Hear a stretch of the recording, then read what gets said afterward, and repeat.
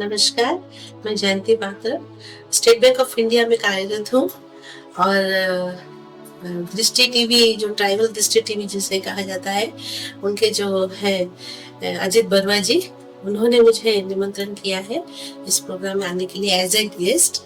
तो गेस्ट के हिसाब से ही मैं आऊँगी और मुझे बहुत खुशी है कि इस तरह के छोटे-छोटे प्रोग्राम जो होते हैं, जैसे कि गीत गाथा चल जो होने जा रहा है 21 दिसंबर को, जिसमें मैं भी एक छोटा-सा गाना लेकर भाग ले रही हूँ।